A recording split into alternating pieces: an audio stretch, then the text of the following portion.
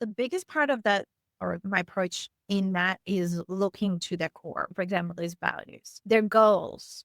Well, what is the direction that they want to go in, and making sure that it all matches, and going with their team and check out what is actually happening to make sure that if there's any disconnects, then based on these things, these are my suggestions. We need to reposition, or we need to really hone in on this part that maybe you start working on already, but you got sidetracked by this shiny thing or that shiny thing. It's really understanding that core, going into that, spending some time, even the customer journey. You're listening to Brainwork Framework, a business and marketing podcast brought to you by focus-biz.com. Welcome back to another episode. With us today is the founder and brand strategist of Badassery by B, Beatrice Gutknecht. So excited to have her on and share her tips and tricks for all things branding, marketing, and strategy. Beatrice, so excited to have you on. How are you doing today? I'm great. Thanks, Chris, for having me on, and fantastic day. That is wonderful. Very excited to hear. We always like to ask our entrepreneurs, tell us about your journey. What were you doing before that kind of led you into what you're doing today? Well, what led me into today and brand strategy, it's a combo of two things. One, just the schooling and everything. This is the voice that you should have. You need to look to others. You need to follow others. And for a long time, I was following that and lost my original voice. That I can remember me as a kid watching TV and pointing at that this is what I want to do. Putting together creative ideas, thinking outside of the box of what is the normal, what is the usual. It took years. Thankfully, I was headhunted by a real estate business owner, and she kind of brought out that voice again from me. And that made up part of my why, to push back against social norms, be it personally, as in you should get married. You should go have 2.5 kids, get a house and white picket fence. Or in business, where it's the easiest thing is, hey, look, we've got all these things when we're starting a business or when we're trying to stand down business. Let's look at what others are doing, because that is the normal, but that's actually doing more damage than not. So that's one half. The other half is the operation. I mentioned I've been in real estate, and my background, I've managed hotels, been in various operations roles throughout like different industries. And life just kept on poking through. Here's marketing, here's a friend going, hey, help me out with this. Okay, like I'm listening. Finally, when I was living in Myanmar, there was COVID. And then my dad passed away, and military coup happened within 1 week of each other. And it kind of shook up the work that I had there. And finally, after job hunting for a year, I was like, why should I just help one business where they're probably not going to listen to everything that I have to potentially suggest and do, when I could help many, and push back against this common perception we have to follow this, or we have to look to the industry standards. That's how Badassery by Me was born. That is awesome. It sounds like it was a problem that you were kind of finding yourself. How do I think outside the box? I don't want to be the norm. And with that, you kind of develop your own sense of self and your sense of strategy that now you can implement for other businesses. And before we started with the podcast here, we were talking a little bit about rebranding, businesses who rebrand, and you have a perception on the idea of rebranding, even as a brand strategist, that maybe we shouldn't be looking to rebrand, or how do we approach that? Because a lot of businesses fell out of love with what they had with their brand, and they're looking for something new and fresh. Sometimes you said it may hurt them more than it helps them. Big time. In fact, 99% of the time, I would recommend against going for a rebrand. And that is in the common way that rebrands are seen. If you're going to do a proper rebrand, that means you're gutting your business, right? So everything that is being associated to it is gone. If you've been doing business for even a little while, you've built up a certain association to your brand. People have connected it with certain things, whatever that might be in their minds. And unless that's been incredibly negative and you're like, no, I do not want to be associated to this anymore, then okay, rebrand. But otherwise, you will lose the trust, you'll lose loyalty, you'll lose market share. I mean, have a look at from the move Twitter to X or Jaguar. There's so many examples here. And what I recommend instead is reposition, look to either your buyer journey, your competitors, the things that they're not doing, any quirks that you might have within your own business processes. Those are a few of the things that I would look at to reposition. Even look at alternate industries. What are they doing that I might be able to kind of bring in, like Halo Top, switching from just competing against all of the ice creams to being a gym supplement ice cream. It doesn't need to be that complicated. Use what you already have, reposition, and then take it one step further. Make sure that everybody, your entire team, HR, marketing, sales, buys into that. That is most important there. You don't want to throw away the best parts of your business just because maybe it needs just a cool new piece of artwork or maybe change your mission statement. Don't throw everything away from what you've built upon. Just use that as the foundation and you can build up stronger from there. You got the gem already. You just need to shine it off, get it nice and clear, go into this, really understand what those values are beyond the usual empathy, impact, which actually may not see it in your team and how they work. If you ask them without giving them any context, hey, by the way, what are our values? Are they going to be able to tell you? Or will they have to pull up your website? If it's not a talking point or ingrained into who they are as a person, they can't be struggling to find those answers. It's like asking someone, who are you? And you're like, I don't know who I am. Exactly. Best example right there. Who am I? Hold on, let me just look online for who I should be or what I think I might be. But for businesses where I feel like they struggle with this identity almost because it first starts out that maybe they start with a certain product or service and it grows into something completely different. It almost doesn't match what their old brand was. They feel disconnected. Do you kind of have a certain process that you walk them through, one to discover if they're even ready to change their brand? But if they are, what does it look to retell that story about the business so that way it better connects with their audience? The biggest part of that, or my approach in that, is looking to their core. For example, those values, their goals. Well, what is the direction that they want to go in? And making sure that it all matches and going with their team and check out what is actually happening to make sure that if there's any disconnects, then based on these things, these are my suggestions. We need to reposition or we need to really hone in on this part that maybe you start working on already, but you got sidetracked by this shiny thing or that shiny thing. It's really understanding that core, going into that, spending some time, even the customer journey.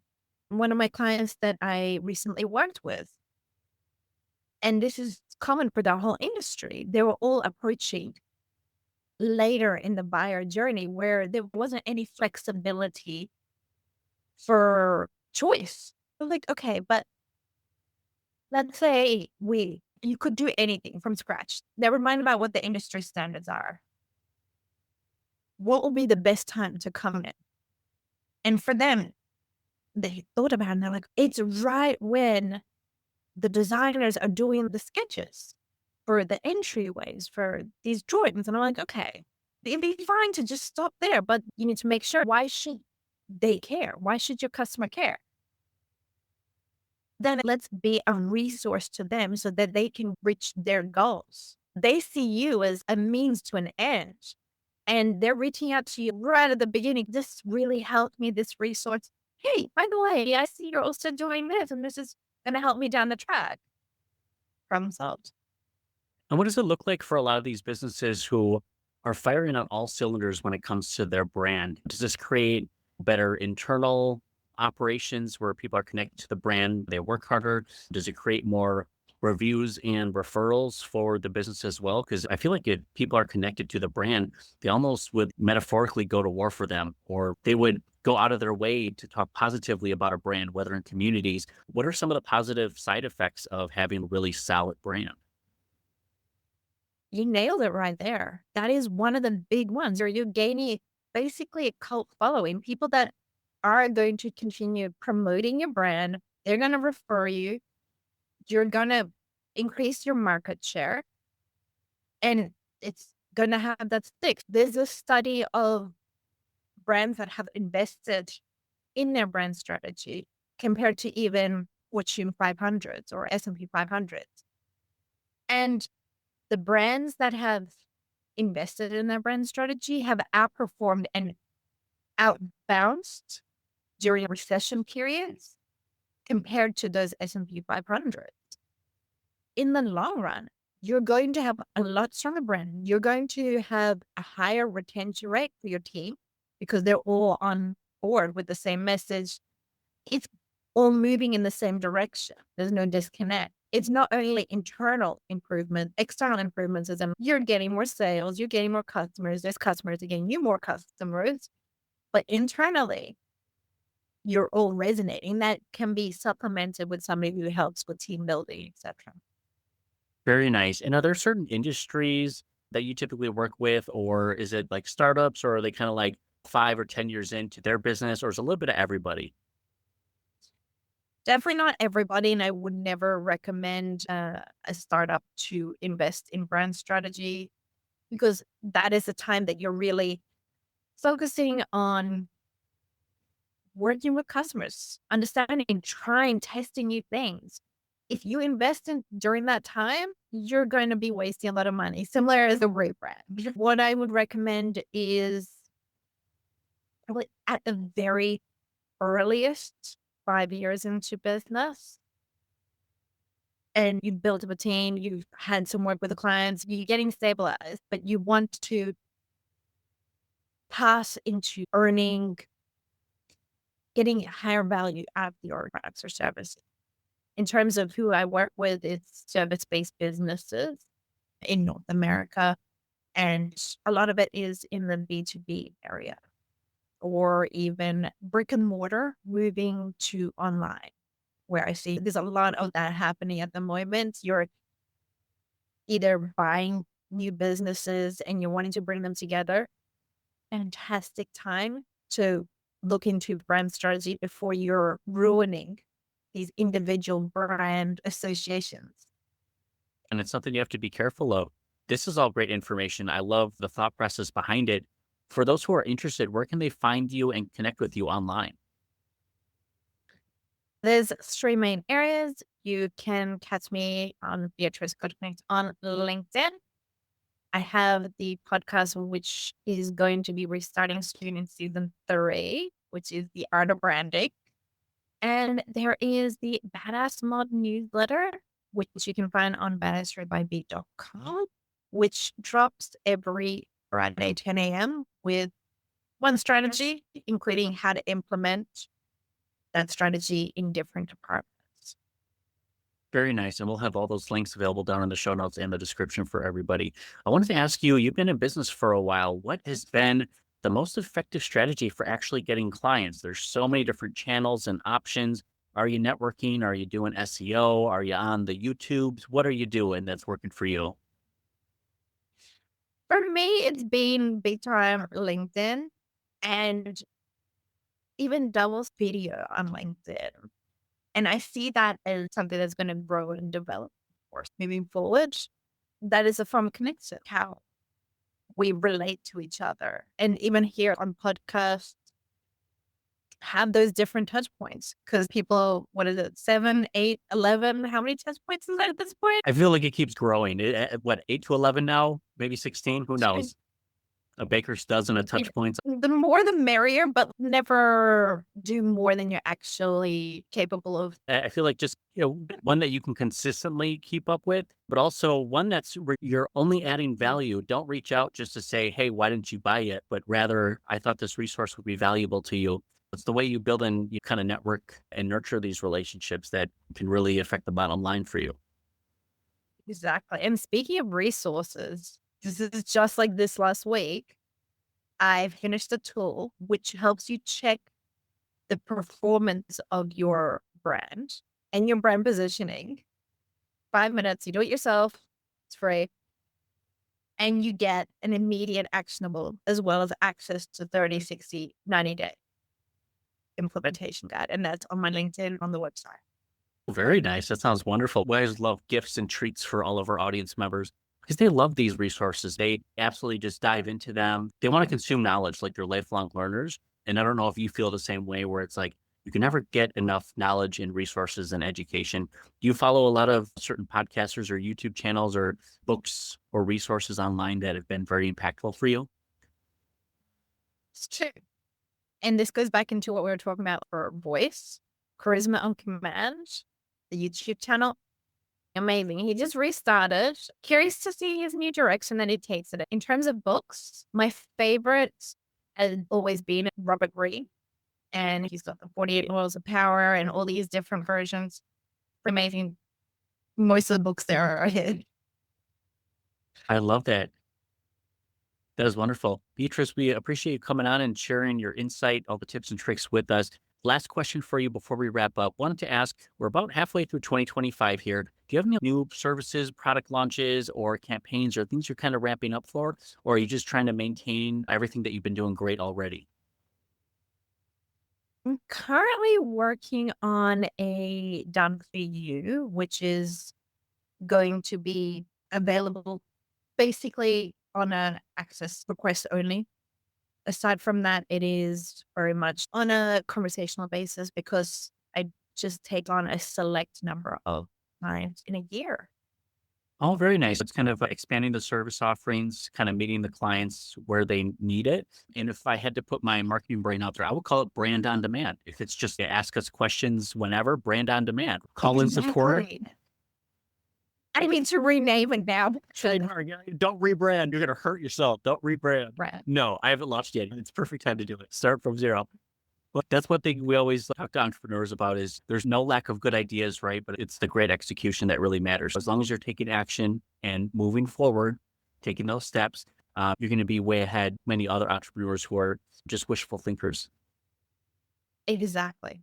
And just keep going. Keep freaking going. You have to be resilient. Very tough, but it's something that we stick with. And we'll definitely get the long-term success from the short-term sacrifices we make. Exactly. Or at least the point is just celebrate all the wins along the way. If you have that reminder, like, hey, there's this win. So I'm going to keep on going. Still enjoy it, still appreciate it, but keep working hard so that we can keep growing and scaling. Definitely love it. Beatrice, we appreciate you coming on. It was great to meet you. Make sure you check out all the links and available down in the show notes and the description and get connected with Beatrice here. Thank you again for coming on to our show. Thank you.